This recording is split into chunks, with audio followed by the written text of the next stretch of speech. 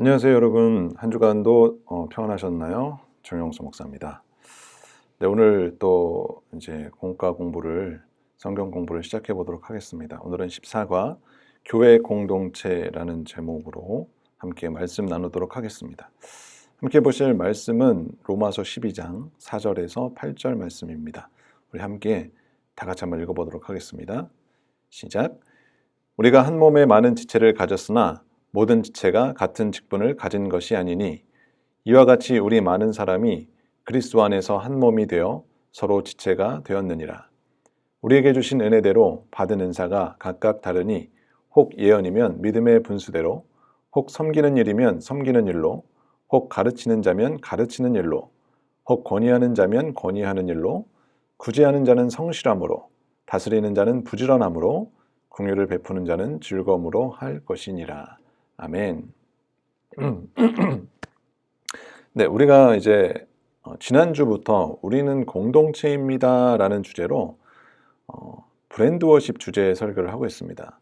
주일날 3시, 매주 주일날 3시 하죠. 이 시기에 기도하면서 우리가 적합한 주제, 우리에게 필요한 주제로 정한 것인데, 우리가 오늘 함께 읽은 본문도 역시 교회 공동체에 대해서 이야기하고 있습니다. 우리가 사는 이 시대는요, 이제 봉쇄의 시대로 접어들었습니다. 서로 이제 막 이렇게 대면하지 않는 그런 시대라는 거죠. 이기주의와 개인주의가 팽배한 상황 가운데서 코로나 바이러스로 인해서 이제는 대면 없이 더욱더 세상과 사람과 차단하며 살아가고 있습니다. 얼마 전까지만 해도 이제 코로나 바이러스가 잠잠해지나 싶더니 다시 확진자가 늘어서 이제는 사회적 거리두기가 2단계로 이제 올라섰어요. 예배도 이제 온라인으로 비대면 예배로 드려집니다. 가뜩이나 교회 다니면서 어려울 때, 힘들 때, 또 말도 못 붙이고 서로 교제하는 것조차도 어렵게 교회를 다니던 모습이었어요. 근데 이제는 철저히 혼자가 되어버렸습니다. 기도도, 찬양도, 예배도, 가족은 모여서 하실 수도 있겠지만, 그런데 그게 사실은 혼자서는 잘 안 되잖아요, 여러분. 하나님께서는 우리의 이 연약함을 너무나도 잘 알고 계십니다. 혼자서는 안 된다라는 걸 잘 알고 계시죠. 그래서 함께 거하며 사랑하라고 명하십니다. 그리스도인은 교회 공동체를 떠나서 혼자 수도하며 살 수 있는 사람이 아니에요. 수도하는 사람이 아니에요. 수도승이나 수도원에 가서 혼자 무언가를 할 수 있다는 게 아니죠. 교회는 하나님의 말씀을 듣고 나누며 믿음의 교제 속에서 서로 성장하고 함께하는 그러한 공동체입니다. 에베소서 1장 22절에 보면 하나님께서 예수 그리스도를 교회의 머리로 삼으세요. 그래서 예수님은 교회의 머리가 되십니다. 교회를 그의 몸으로 말씀하고 계세요. 교회의 머리는 예수 그리스도세요. 예수님께서 몸된 교회의 그 머리로서 지체된 교회를 주관하시고 또 돌보시고 계세요. 계속해서 공동체와 함께 계십니다. 오늘날 교회란 성도들의 공동체를 가리킵니다. 교회 안에는 정말 여러 사람이 있죠. 고관 대작도 있고요. 평범한 사람도 있어요. 부한자도 있고 가난한 자도 있습니다. 박사나 교수도 있고 초등학교, 중학교도 못 나온 사람들도 있습니다. 여자가 있는가 하면 남자가 있고요. 아이와 노인이 있고 정말 다양하죠. 이런 각계의 각층의 사람들이 모여서 하나님을 섬기며 이웃에게 헌신하는 것이 바로 교회 공동체라는 것입니다. 여러분, 우리는 한 몸 안에서 유기적으로 작용하고 있어요. 서로의 역할들을 가지고 한 몸 안에서 서로 연합하고 또 그리스도를 중심으로 하나의 공동체를 형성하고 있다라는 것이죠. 여러분, 이 공동체에 예수님이 주인으로 교회를 관리하고 계십니다. 그래서 우리가 교회 안에 있을 때 우리는 평안과 안전을 누리게 되는 것이에요. 오늘 본문 6절에서 또 8절을 보면요, 바울이 하나님께서 성도들에게 주시는 이 다양한 은사에 대해서 이야기하고 있습니다. 여러분, 우리는 몸된 교회의 각 지체라는 겁니다. 하나님께서 당신의 뜻에 따라서 성도 각자에게 은사를 나눠주시는데 어느 것이 더 귀하고 덜 귀하고가 없어요. 단지 기능과 역할이 다를 뿐입니다.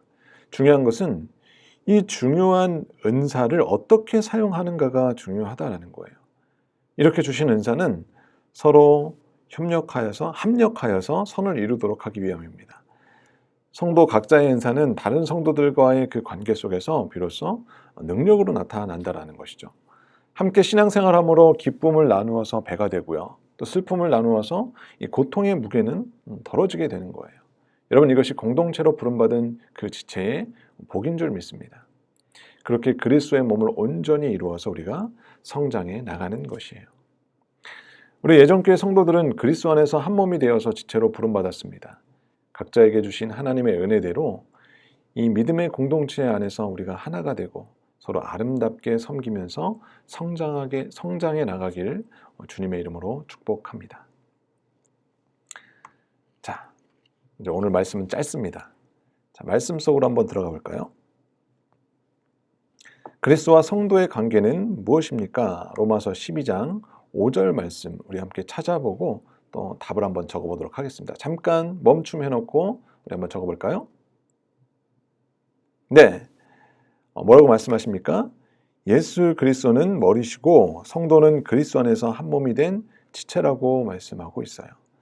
예수님은 교회의 머리시고 성도들은 머리이신 이 예수 그리스도와 함께 연합함으로써 그리스도 안에서 한 몸이 여러분 됩니다. 따라서 그리스도 안에서 한 몸 된 지체들은 서로에게 의존하고 있어요. 무엇보다 그리스도 안에서 이 몸의 비유는 교회의 연합과 지체의 다양성을 강조합니다. 다양한 은사를 가진 이들이 함께 모여서 주님을 섬기며 공동체를 구성하고 있다는 것입니다. 자, 두 번째 말씀 속으로. 그렇다면 은사는 무엇입니까? 로마서 12장 3절에서 6절 말씀 함께 찾아보고 적어보도록 하겠습니다. 잠깐 멈춤 할게요. 네, 은사는 무엇이냐면 하나님께서 각 사람에게 나누어 주신 믿음의 분량이자 은혜라고 할 수 있습니다. 하나님이 각각의 그리스도인에게 다른 양의 서로 믿음을 주세요. 여러분, 이것을 통해서 하나님은 성도를 겸손하게 만드십니다. 여러분, 모든 그리스도인에게 주신 그 구원받은 믿음은 동일해요. 그러나 예수 그리스도 안에서 받은 은혜가 다르다는 것이죠. 은사는 오늘날 생각하는 것처럼 특별하고 어떤 가시적인 것이 아니라 하나님께서 주신 모든 좋은 것을 가리키는 아주 폭넓은 의미의 선물을 말해요. 즉 하나님께서 은혜로 주신 재주나 능력이나 달란트를 이야기하는 것입니다. 자, 마지막 세 번째 말씀 속으로. 성도의 은사가 각각 다른 이유는 무엇입니까? 로마서 12장 6절, 고린도전서 12장 7절 한번 살펴볼까요? 잠깐 멈춤하겠습니다. 네, 하나님께서 각자에게 주신 은혜가 다르기 때문입니다. 그리스도의 몸의 각 지체인 성도들은요, 다 같은 직분을 가진 것이 아니죠. 이러한 기능의 다양성은 바로 각자에게 주신 그 하나님의 은사가 다양하기 때문에 그렇습니다. 이러한 여러 가지 은사를 통해서 하나님은 교회의 덕을 세우시기를 원하세요. 즉 그리스도의 몸을 고르게 하여서 공동체 가운데 분쟁이 없고 서로를 돌아보게 하기 위함인 것이죠. 말씀을 마칩니다. 한 주간 또 이 말씀 붙들고 우리가 살아가길 원하는데요. 그리스도 안에서 한 몸을 이룬 지체로서 나의 역할을 잘 감당할 수 있도록 기도하시고요. 또 우리 교회가 그런 아름다운 믿음의 공동체가 되도록 이제 빨리 모여서 또 함께 예배하고 또 교제 나누는 그런 시간이 빨리 왔으면 좋겠습니다. 그렇게 기도해 주시기 바랍니다. 이제 말씀을 듣고 느낀 점과 깨달은 점, 또 이제 적용점들, 기도 제목들을 나누어 주시면 감사하겠습니다. 저에게 개인톡으로 또 보내주시고요. 이제 비대면 예배를 시작함을 통하여서 이제 여러분들이 예배를 온라인으로 잘 드리고 계신지 파악을 할 수가 없어요. 그래서 제가 이제 이 영상의 메시지와 함께 제가 이제 톡을 보내드릴 건데 거기다가 제가 온라인 예배를 잘 드리고 있습니다. 가족과 함께 뭐 이렇게 보내주시면 감사하겠고요. 답이 없으시면 뭐 다 알고 있지만 그럼에도 불구하고 제가 또 이런 성도들의 신앙생활을 점검하기 위해서 전화를 한번 드리도록 하겠습니다. 그럼 톡으로든 전화로든 한번 이번 주에는 같이 만나 뵙도록 하겠습니다. 감사합니다. 한 주도 승리하세요.